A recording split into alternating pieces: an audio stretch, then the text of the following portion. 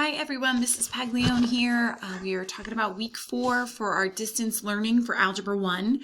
So this week I'm not going to teach you a new way to factor. So far if I scroll over here at the side, we have a couple different methods of factoring. The first step that we should always do is check to see if we have a GCF. Okay, that's the first thing. Second thing, we have to look at the number of terms. Okay, if you have a binomial, so that's 2 terms, you might not have to factor any further, or it might be a difference of 2 squares. Okay, if you have a trinomial, that's when you're going to be using the add multiply method. And if you have a 4-term polynomial, that's when you're going to want to be using grouping. Okay, so I'll kind of give you some examples. They might not actually work out, but difference of squares would be something like x squared minus 16. That's going to be x plus 4, x minus 4. A trinomial would be like x squared plus,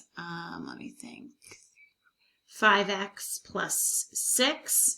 So I would need 2 numbers that add to 5 but multiply to 6. So 2 numbers that add to 5 and multiply to 6 are going to be positive 3 and positive 2. And then I'm going to give you an example for grouping, but I know it's not going to work out because I can't do those on the top of my head. But I will just kind of write one down here.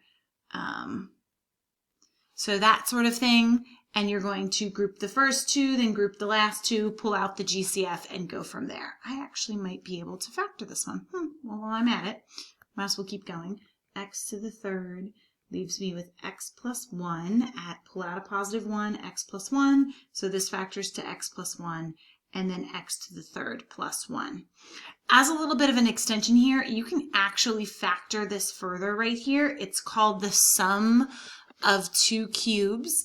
We're not going to talk about that, okay, in this class, but you will talk about it when you get to Algebra 2 in 9th grade. So there are other factoring methods. We're just going to stick with binomials, trinomials, and 4-term polynomials. But with our binomials, we're only going to do difference of squares. So these would be our answers here for these. Okay, so that's just kind of like a little bit of a wrap up. There is another step underneath if you're given an equation. So it's almost like a new step for number 3. If you're given an equation, you can actually find the values of x. Okay, it's called solving. So you can figure out what x is equal to, what numbers. And there's going to be a few numbers here, 1, 2, 3. It all depends on the exponent. Probably be 2 or plus numbers. You're going to use something called the zero product property, which we've been abbreviating it as the ZPP, and that's what today's lesson is on. So if you're given an equation, so if you were given an equals a number or equals 0, that's when you can actually go further and find out what x is equal to. So that's what we're going to talk about today, and we're going to use our 3 methods of factoring to actually go through and do that. All right, so zero product property, that's when either A equals 0 or B equals 0, or maybe both of them equal 0, so that you get something is equal to 0.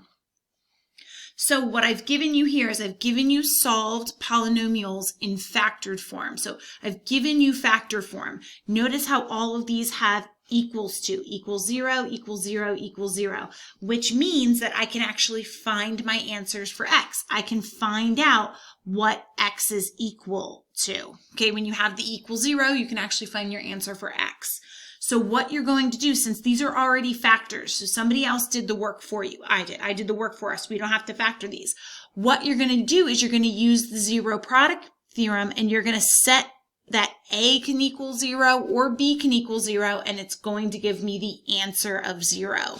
So you're going to set all of your factors equal to 0. So I'm going to set 4 is equal to 0. Well, that's not possible. There's no x to solve for, so this is not possible. So it kind of just goes away. Whereas here, if I set x minus 3 equal to 0, that is possible. So I can add the 3, and I'm going to get that x equals 3 is one of the answers I can plug in for x to get that it equals 0. And I'll show you that in a second when we check our answers. And then the last one here, I can set x plus 2 is equal to 0. All right, subtract the 2, x is equal to -2. So what that tells you is that my two answers for x, in order to get this whole expression to equal 0, my two answers are -2 and 3. And you can write them in any order that you want. It's not an ordered pair, okay? It's just two answers. So what that's going to look like, and this is the only example I'm going to do for it because it just takes a long time to check. What that's saying is if I plug in -2, okay, so I'll do my check in green. So if I plug in x is equal to -2, that's going to give me 4, and then -2 minus 3, and then -2 plus 2. That whole thing has to equal 0. So all I did is plug in -2 here for x. All right, so well, let's look at that. This is going to give me 4 times -5 times 0. Well, that is going to give me -20 times 0, which is the same thing as 0 equals 0. So it's going to work for that one. And then if you do the same exact thing for 3, so if I plug 3 in, it's going to give me, I'm kind of running out of room here. If I plug 3 in, it's going to give me 4 times 3 minus 3 times 3 plus 2. So it's going to give me 4 times 0 times 5, which is still going to give me 0. Okay, so that's what we're trying to figure out. Since we can say that these equations are equal to 0, I can plug each of the different parts. I can set up an equation and set them equal to 0 to figure out what all the different answers would be. All right, so looking at the next one, we know that if we have an exponent of 2, that means I can write this twice. Okay, so I'm going to set both of these equal to 0. Well, I'm going to end up getting the same answer. And I do want you to write these answers twice. And there's a reason why, and in a later video, I'll explain to you why, but it has to deal with graphing. Unfortunately, we're not going to get to graphing this year, which is not the end of the world, because you'll definitely see it later on. But I will introduce it a little bit in a later video. But make sure that you write it twice. It's called a double root or a double solution. All right, for this one, so when I set all these different parts equal to 0, I'm going to set 3x is equal to 0. This actually gives me an equation to solve. I can divide by 3, I get x is equal to 0. Okay, if I plug 0 in, it's going to give me 0 as an answer. Next one, x minus 1 is equal to 0. Add the 1 over, x equals 1. Next one here, x plus 8 equals 0. Subtract the 8, x is equal to -8. So I have 3 answers here, -8, 0, 1. You can put them in whatever order you want. My brain always just goes least to greatest. So if I plug any of these 3 numbers in, I'm going to get 0 as the answer. Next one here, okay, plug all of these in. So 2x plus 1 is equal to 0. So subtract 1. 2x is equal to -1. Divide by 2. X is equal to -1/2. Next one, 3x minus 2 equals 0. Add the 2. 3x is equal to 2. Divide by 3. X is equal to 2/3. Last one, x minus 1 equals 0. Add the 1. This one's pretty easy. X equals 1. All right, so those are my 3 answers. I'm just going to write them together as a list. If you want to circle them individually, that's fine, but most of my answer keys show them as a list. And in IXL, so this is what your IXL is going to be on. So there's not going to be any factoring in IXL. Your IXL is going to be giving it to you in factored form. You just need to set the parts equal to 0. And when you put your answers in for IXL, just make sure you include a comma in between those answers. Now, it's not always going to be in factored form. It's actually rarely ever going to be in factored form. So what we have to do for our second goal is we have to factor. So we have to set these equations equal to 0 because they're not all going to be equal to 0. You can see in our example here, you kind of have x's on both sides of the equations. So you need to put all the x's on the same side of the equation, and then you have to factor it to find the factored form with all the different parentheses and then set those equal to 0. So if I come over here, I just want to remind you again, of why I went through this. So the reason why I went through this in the beginning is because eventually, like right now, we're going to have to factor. So your first step is to take out the GCF. A binomial, you might not have to factor a binomial any further, but if it still has an x squared, you're going to have to use a difference of two squares. Trinomial is your add multiply, and your four term would be grouping. Okay, and then we will be using that third step where we're going to have to use the zero product property to find out the answers for x, the numerical answers. All right, so what if the polynomial equation is not in factored form? How do you solve it? Well, the first thing you're going to want to do is you're going to want to get all the terms on the same side of the equal sign. So you're going to want to set the equation equal to 0. All right, so if I look here, like I said, I've got different things on different sides. So if I move over the 7x squared, 7x squared is going to cancel on the right-hand side, so that's going to get it equal to 0, because if there's nothing there, it's equal to 0.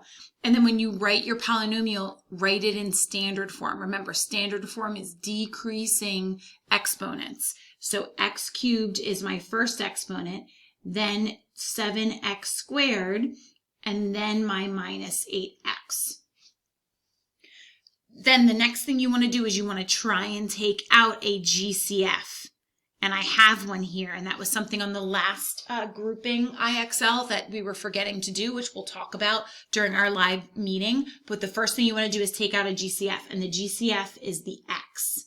So that gives me x squared plus 7x minus 8 is equal to 0. So that's because of a GCF. Okay. Then you want to continue to factor the trinomial or the four-term polynomial in this case. And it could be a binomial too. I guess I could have written the word binomial in there. But it's most likely either going to be a trinomial or a four-term polynomial that you have to go a little bit further with. So factoring this, this trinomial right here in the middle, I'm factoring that trinomial, it's add multiply, because trinomials right now are add multiply. So I want two numbers that multiply to -8, but add to 7. Well, that's going to be your 8 and -1. 8 times -1 is -8, but when I add those together, they're going to give me 7. So I'm going to leave my GCF on the outside. That's my x. Then it's x plus 8, x minus 1 equals 0.